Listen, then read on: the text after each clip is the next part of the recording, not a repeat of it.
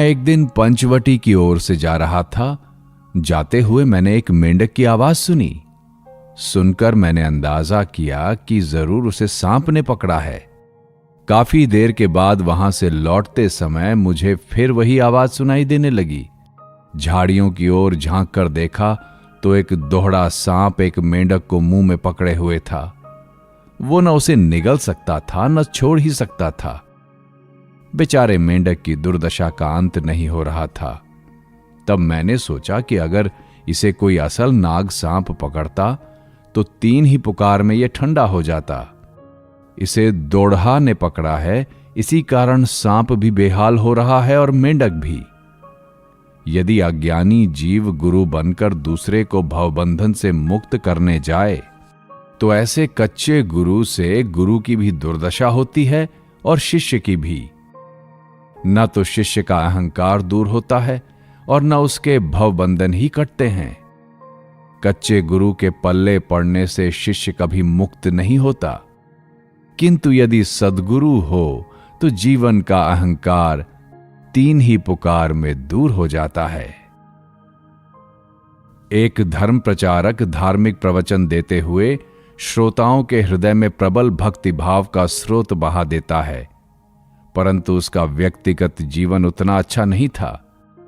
उसके जीवन की ओर देख दुखित होकर मैंने उससे एक दिन पूछा, क्यों भाई, तुम लोगों के हृदय में तो खूब भक्ति भाव जगाते हो, पर स्वयं इस तरह का हीन जीवन कैसे बिताते हो?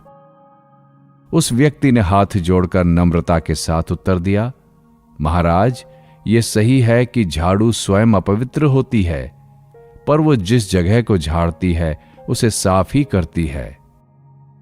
यद्यपि मैं उसे कुछ उत्तर नहीं दे सका।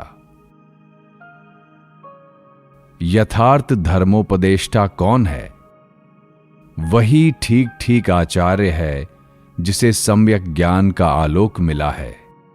दुनिया में ऐसे बहुत से लोग हैं जिन्होंने बर्फ के बारे में सिर्फ सुना है, बर्फ को आंखों से देखा नहीं है। इसी प्रकार ऐसे अनेक धर्म प्रचारक हैं जिन्होंने ईश्वरीय तत्व के बारे में शास्त्र में पढ़ा भर है, अपने जीवन में उसका प्रत्यक्ष अनुभव नहीं किया।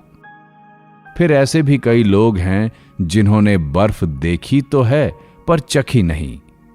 इसी प्रकार ऐसे अनेक प्रचारक हैं जिन्हें ईश्वर की महिमा का दूर से थोड़ा सा आभास तो मिला है, परंतु उनके यथार्थ स्वरूप का बोध नहीं हुआ है।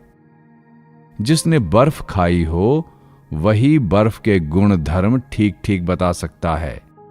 इसी तरह जिसने शांत, दास्य, सख्य, मधुर आदि विभिन्न संबंधों के द्वारा ईश्वर को विभिन्न भावों में प्राप्त किया है, जो उनमें विलीन होकर एक हो गया है, वही उनके गुणों का यथार्थ रूप से वर्णन कर सकता है।